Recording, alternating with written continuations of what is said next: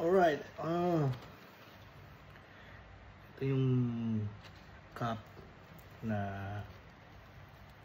in-order natin, pero dalawa kasi siya, kaya alam niyo na kung kanino mapupunta yung isa. So, what's up mga ka-MM?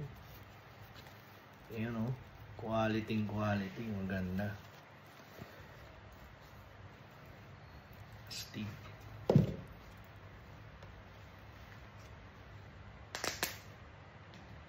Bagay na bagay. Sa akin, di bagay yung mga ganito eh.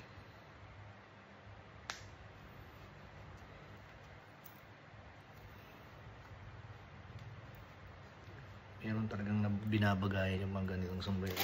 Dalawa yan.